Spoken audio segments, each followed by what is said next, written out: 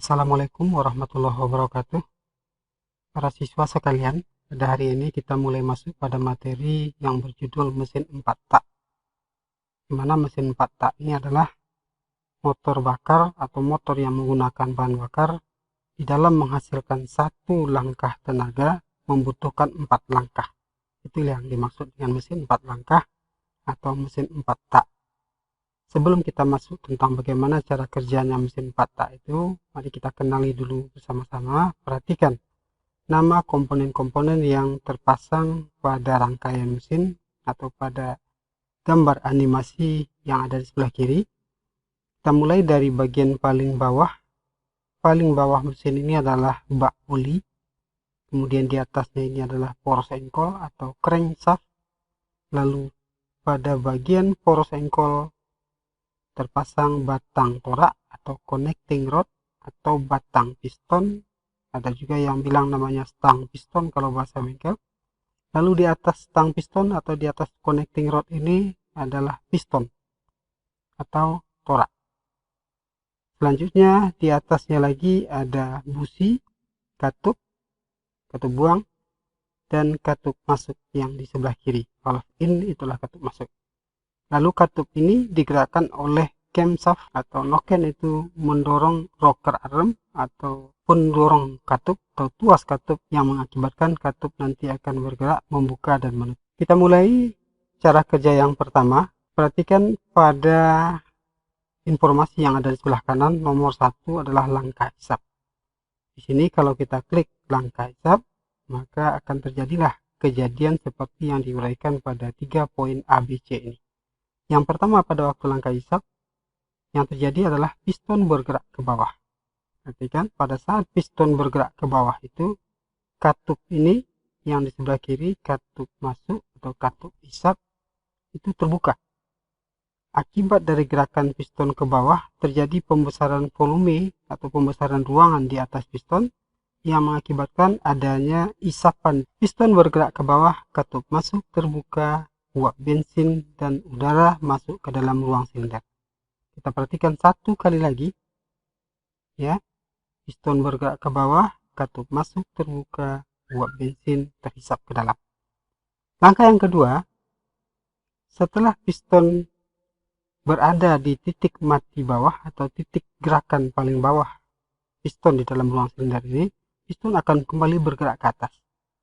Pada saat piston bergerak ke atas itu, kedua katup dalam keadaan sama-sama tertutup, sehingga ruangan yang tadi sudah berisi campuran uap bensin dengan udara itu akan mengalami kenaikan tekanan karena piston bergerak ke atas, ruangan menyempit, katup kedua-duanya tertutup.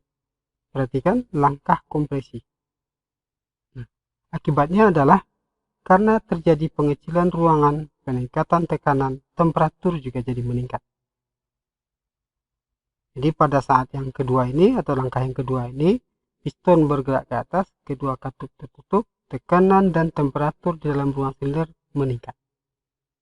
Pada akhir langkah kompresi ini, busi menghasilkan percikan bunga api. Percikan bunga api itu menyebabkan uap bensin yang bertekanan dan bertemperatur tinggi tadi terbakar, sehingga terjadilah ledakan, dan ledakan itu mendorong piston untuk bergerak ke bawah, dan gerakan piston ke bawah tadi tersambung dengan batang torak atau batang piston yang akibatnya batang piston mendorong poros engkol dan poros engkol jadi berputar. Perhatikan langkah usaha.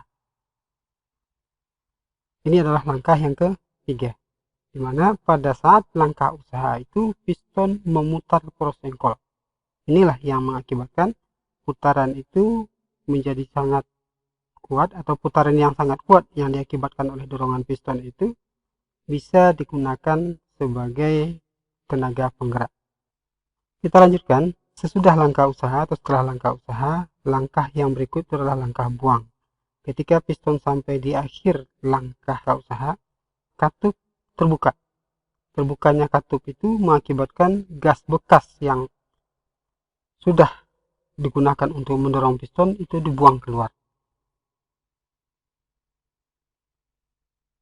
Perhatikan pada waktu langkah buang, piston bergerak ke atas, katup buang terbuka, tekanan di dalam silinder dialirkan ke knalpot, atau gas buang yang ada di dalam silinder tadi yang sudah terbakar dialirkan keluar ke knalpot. Dan gerakan piston ke atas itu hanya digunakan untuk mendorong sisa gas bekas yang belum keluar. Sementara gas buang itu keluar itu sudah dimulai sejak